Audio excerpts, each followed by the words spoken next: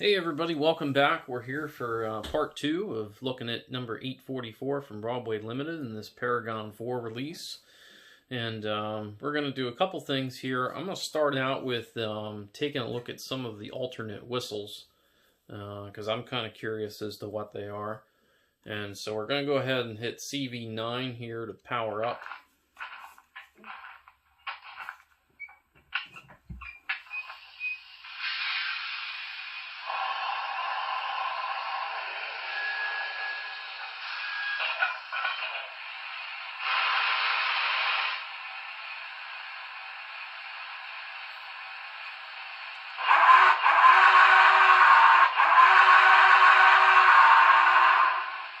So that's our default whistle, same thing that you would get with 4014. So how you're going to change it is CV224. It's pretty much the same on any Paragon locomotive.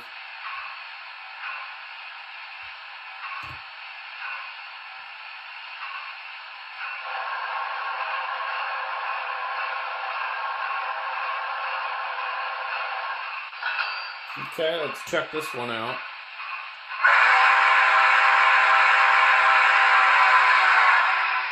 Ooh, I like that.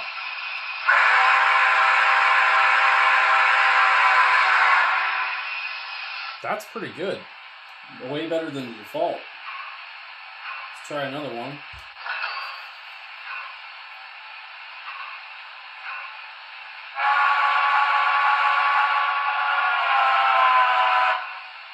I'm not really sure why that one's on there, but we'll go back to CV224 with a setting of 1, and that had that better whistle on there.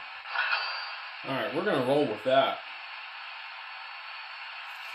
So, now that that's been set, and you've heard the different whistles on there, what I've done since part 1 is I have loaded up this train with my whole Union Pacific Heritage fleet, everything I got. This is a full train, and want to see if it can pull it, how it performs, how the speeds have changed, because this is a really good test now of how it does at slow speed. I mean, I feel like this is actually more of a true test. So we'll see if it's a little closer to 1 mile an hour like it should be, or if it's still closer to 1.7. And then, of course, also we want to take a look at the top speed to see how much from that 102 miles an hour that it was doing without a load on it to what it can do with a full passenger car load on it. So we'll go ahead and fire this up.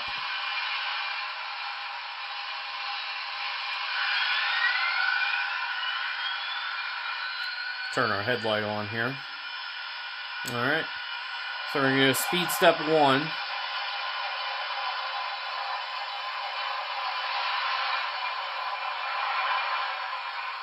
If it's slower, it can't be by a whole lot.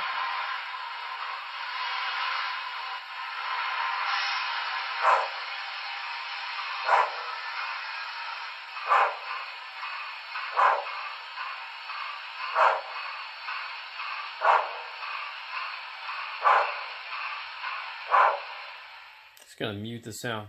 Actually ran exactly the same speed. So, doesn't seem to be slowing it down at all. Seems to be hauling along pretty good here. And as we go along, I'm going to talk a little bit about this train, and because pretty much anybody that buys this 844 is going to be building a train like this. I mean, this is what 844 pulls. They don't run it on freight anymore. This is what's going to be behind it. So this is what 90% of the people are going to be modeling. The scale trains, auxiliary fuel tenders, thank goodness that they did those, because that was a real hole in this for a long time. They are doing another run of those, which I think is due out in a couple months. So if you haven't gotten these and you want to do a UP Heritage train, I would suggest getting a pre-order for them, because I don't know if they're going to run them for a few more years after this. And they're really not out there on the secondary market like Facebook and eBay too often. Pretty much what all of my passenger cars are here are Walthers. And I'll move the camera over so you can read the names of them as they go by. Now, Walthers, while they've done a ton of these cars, they haven't done all of them. And there's still a huge gap in the market for anybody that really steps up and does some of the remaining cars, like Howard Fogg, the power car, the theater car. There's still some business class cars that haven't been done. But, you know, pretty much anybody that's bought an 844 would definitely be in the market for those. So it's not like there isn't a need for them in the market. And as with anything else in the model railroading world, pretty much whoever does them first is going to be who kind of stakes their claim there. I wish Walthers would do it. That way everything would match up nicely, but time will tell.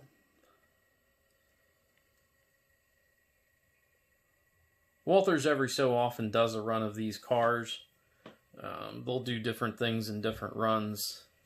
I've gotten pretty much everything that they've done over the last 3 runs. I think I've gotten everything from them that they have done. There's some people out there on various Facebook groups that do some custom cars or kit bashing. Like I've seen a couple of the Experience the Union Pacific cars that were built. Pretty nice. I don't have any of those, but I would probably just wait for somebody in the regular manufacturing world to do that rather than a custom car. Cost would certainly be less. This is certainly having no trouble pulling this. And in a crawl is where it's going to be the toughest for any engine to pull a big train. And we're running at speed step 5 right now. And this is a long train. It really, really is. You get 2 auxiliary fuel tenders on there. 1, 2, 3.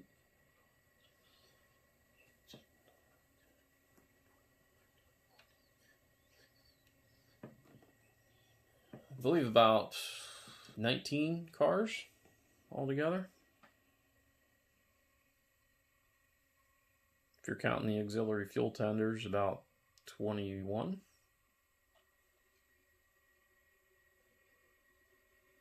Oop. I think we just had some slip there.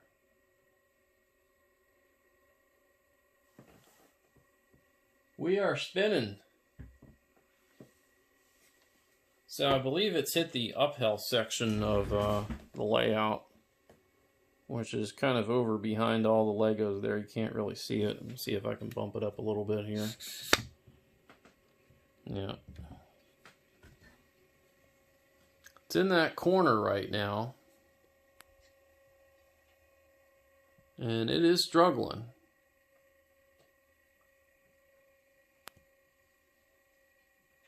I did not expect that. I thought this thing was just going to pull it nicely.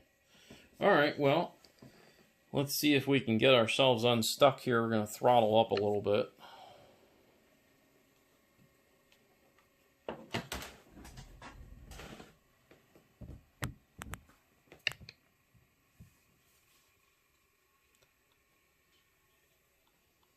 Well, in real life, 844 typically does have some diesel help with it. Big Boy 4014 pulling the same train, though. I have another video from a couple months ago, actually, where I was running the Big Boy 4014 with this exact same passenger car setup. And there's a little time-lapse video in there where I'm putting it all together. But the Big Boy had 0 problems pulling this. 844, it looks like, is going to need some diesel help. I expected a little bit more out of the pulling power of this engine. We're at speed step 62 right now. I'm just gradually throttling up here. About 2/3 throttle here.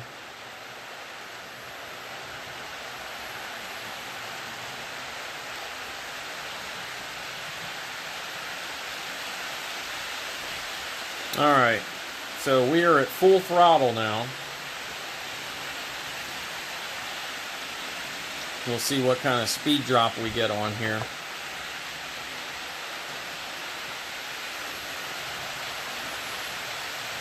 I was hoping for about 80 miles an hour. But, you know, dropping down from 102, it lost quite a bit of speed.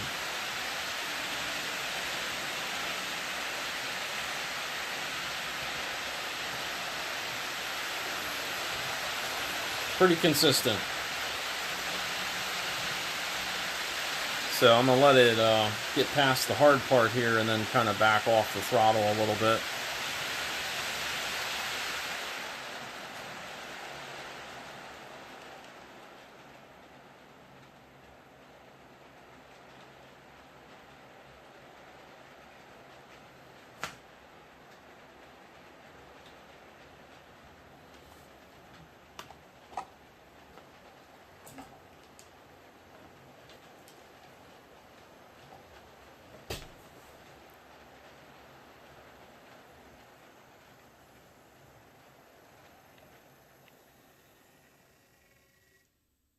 Alright, so something to note there, if you're pulling a big train, you're probably going to need a little bit of diesel help.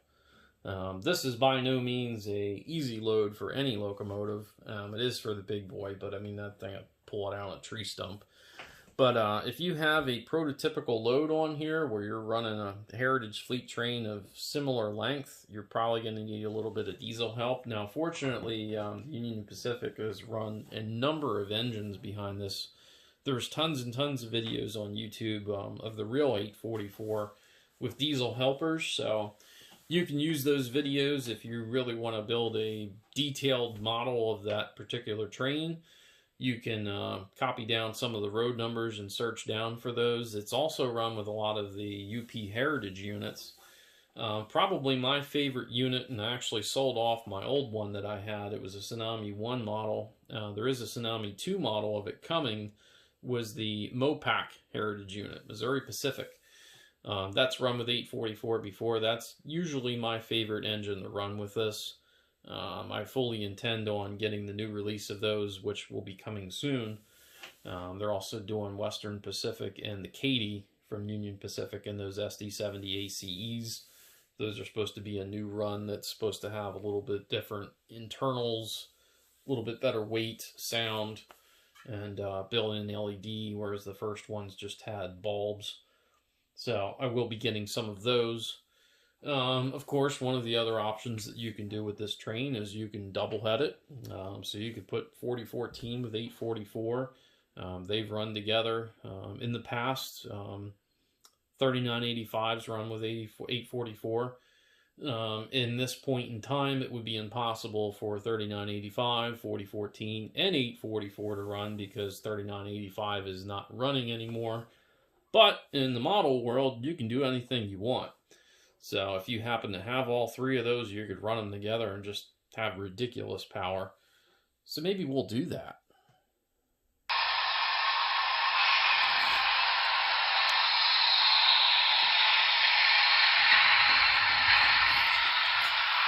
Well, the one thing actually stopping me from doing this for real is that I would have to change out the couplers to put an actual coupler on the front pilot of each one of these.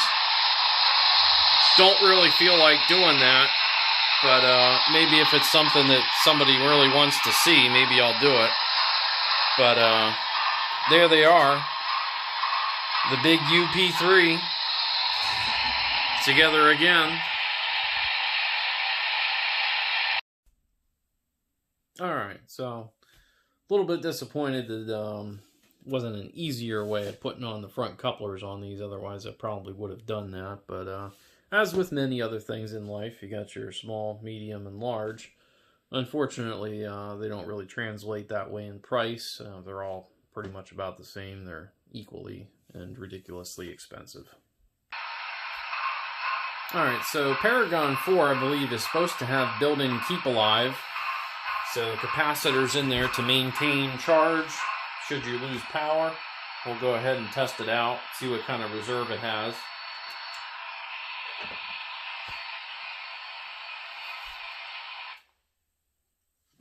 Pretty good. I've seen longer, I've seen shorter, but it is nice that that's built in now, and that's a nice feature that they were charging extra for on some of the Paragon 3 locomotives that had a board that had somewhere that you could actually plug one of those in. They're calling it their Go Pack and selling them for about $25 to $30. So that's a nice little piece that's added in there. These two don't have that. Now, generally, I find that the bigger the locomotive, the less that you really need that, just because there's so many more wheels on these that you have to pick up electrical power.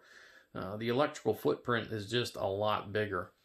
I think where that will majorly help out on is not necessarily in steam locomotives, but maybe even in smaller ones, such as like a 462 or especially a 4-axle diesel. 4-axle diesels seem to be on, less than perfect track where there's the most amount of problems without a keep alive. So I think that'd be something that's pretty useful for those.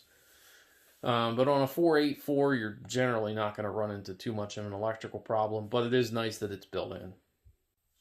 Alright, so moving on to the decoder here. I did hear some debate as to whether Decoder Pro works with Paragon 4 or not. I did just update right now to the most recent version of Decoder Pro, which is, let me see what I got, 4.26. Now, you may be watching this in the future and have later versions available to you, but this will cover whether this one works or not. So we're going to try to read it, see if it auto detects it.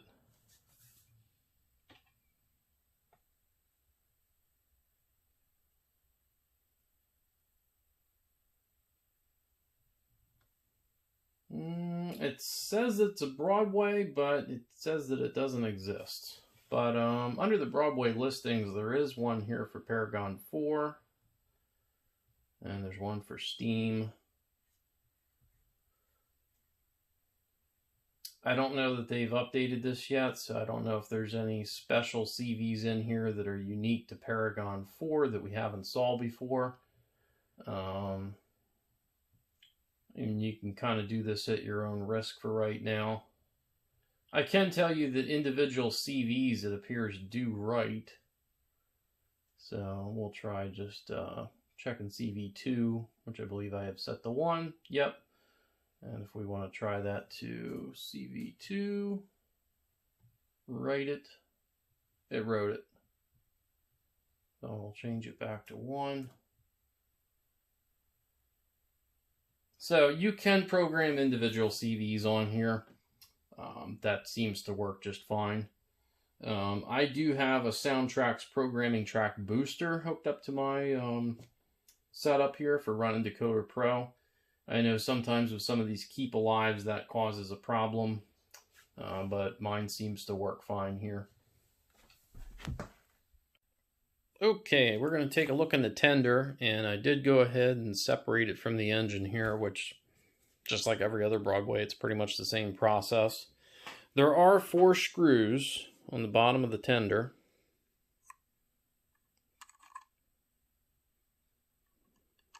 Kind of hard to see, but one there, one on the opposite side of the truck here, and then there are 2 in the back here on either side of the coupler pocket. The screws are slightly different in the back in appearance, so it's easy to keep those separate. And there are 4, just like there are 4 lights. Don't ever let a Cardassian tell you differently.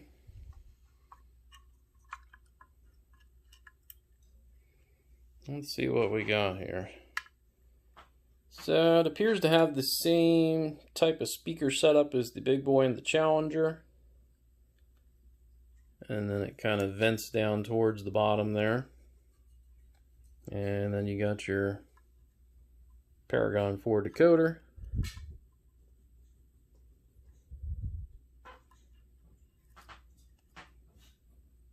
Couple wire tethers to run to the back lights. So, pretty serviceable. And you can get a better look at this drawbar here.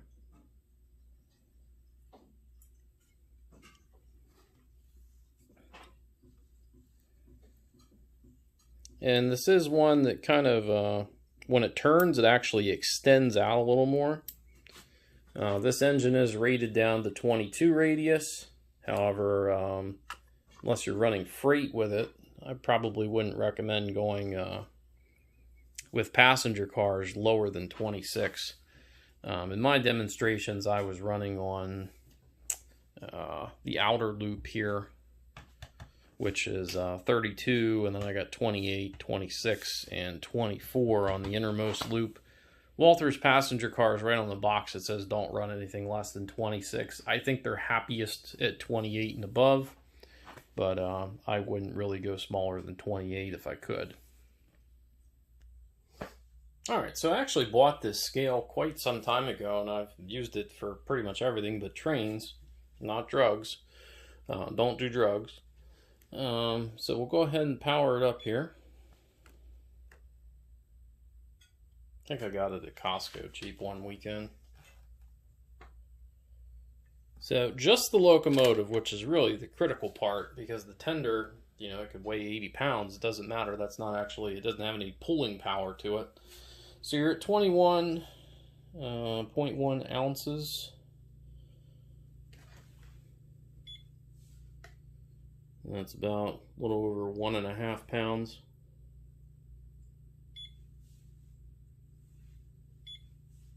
$600 grams evenly.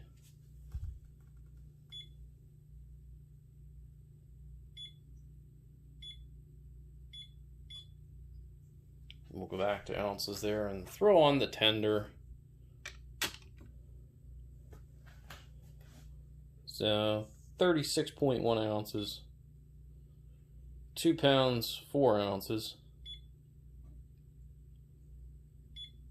and about 1,025 grams. In comparison, just through the Challenger on here with the tender, I don't really have a way of separating it. 1,259 grams, so about 200 more there.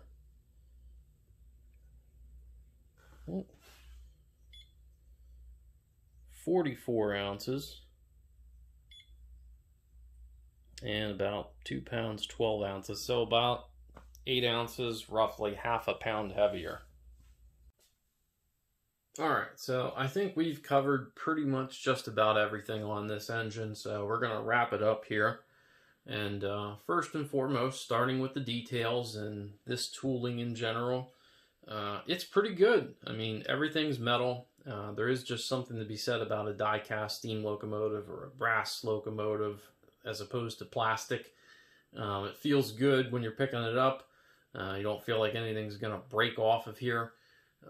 And as with most steam engines, when you are picking this up, you definitely don't want to pick up from the top here because there's very fine little lines here that can get broken off, and they can get broken even though they are metal.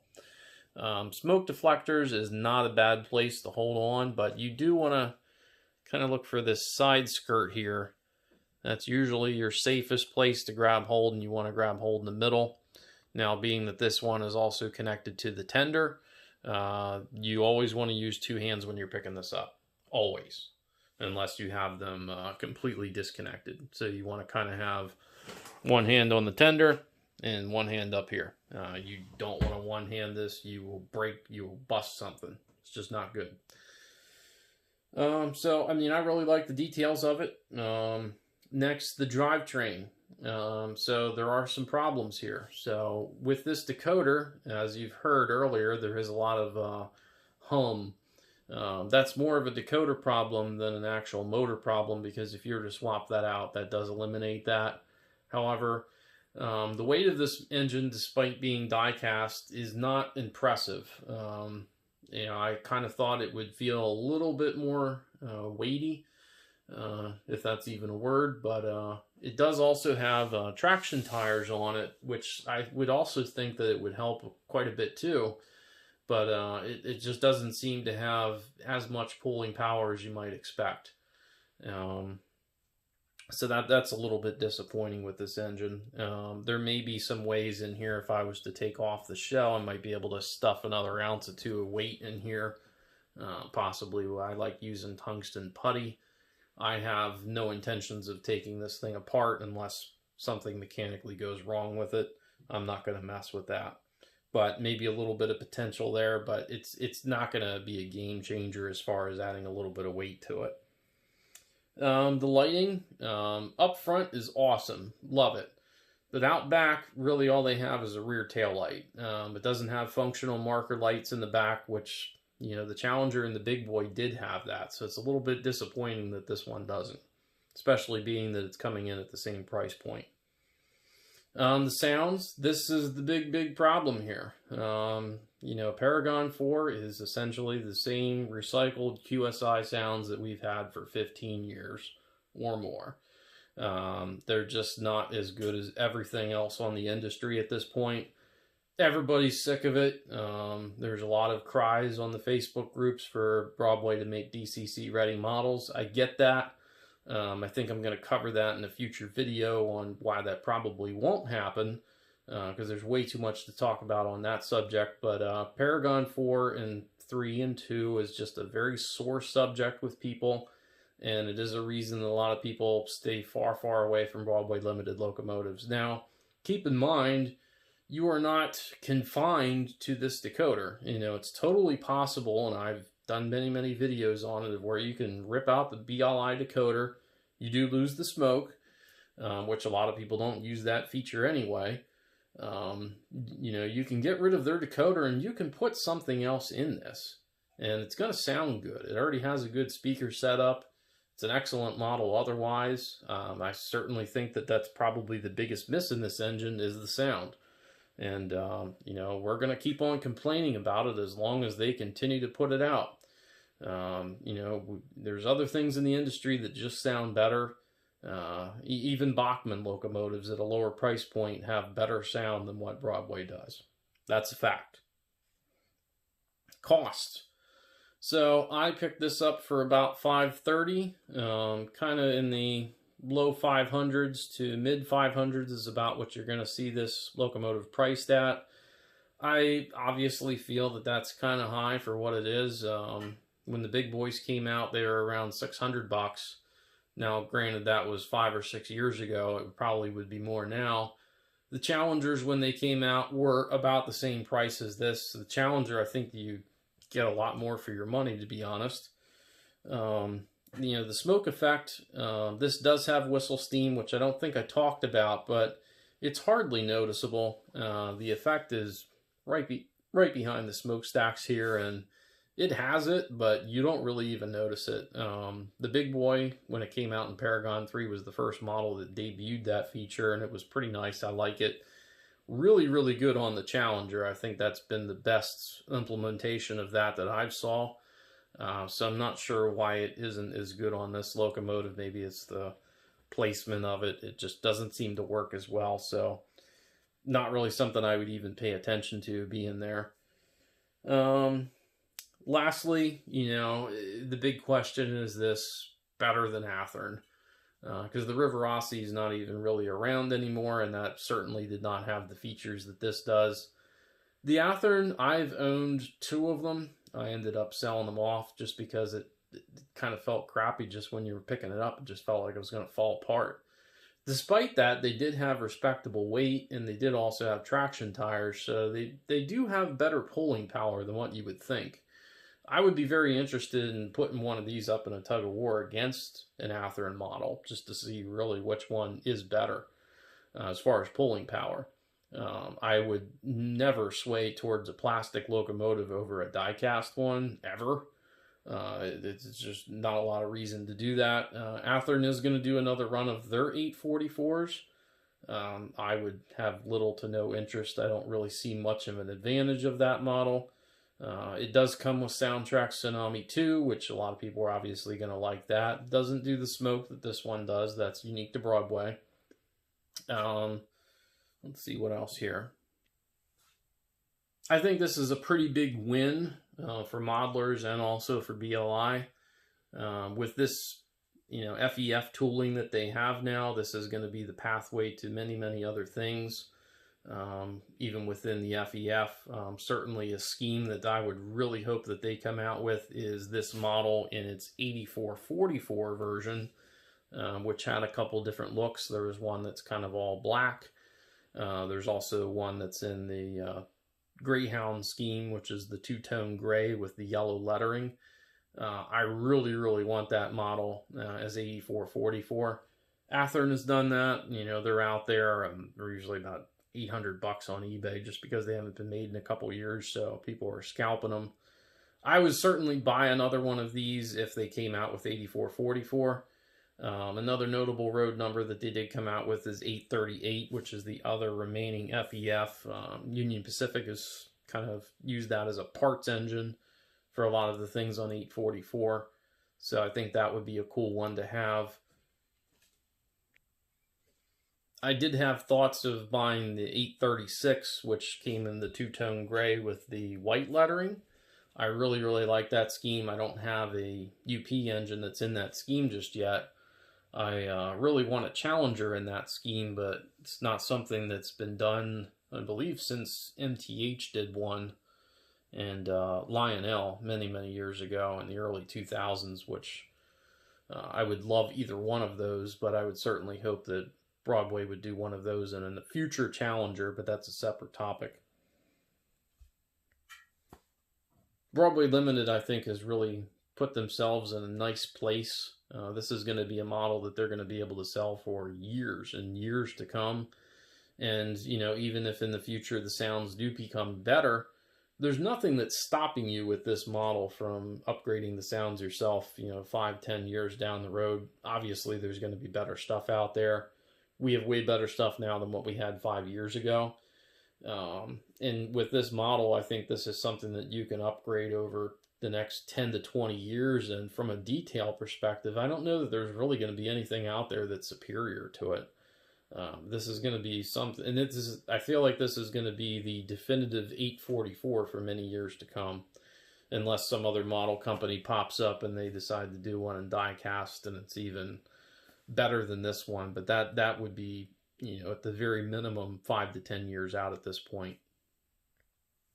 So my very, very last thought of this engine is it's so close. Like, it really, really is. Like, there's just a couple things that could be improved on this model, and it would just be an absolute slam dunk. I think that this model should be closer to the $400 price point rather than $500. That would certainly make it more accessible to more people. Also on there, obviously, the sounds could be improved, and that's really where the miss is. You could probably find a couple other ways of improving the pulling power just a tad, but that's really it. I mean, I out of the box was kind of looking for some criticisms with this. Obviously, I knew the sound was going to be a problem, but what really surprised me was the lack of pulling power in comparison to some other die-cast 484s that I've tested, and even some plastic ones for that matter. I kind of expected it to be a little bit closer to what the Challenger or the Big Boy can do, but it is considerably less. But just like the real one, you can run some diesel backups with these, and it kind of adds to the look to it. But that's about it for this one. There's obviously future projects that I have planned, but we'll wrap this one up now.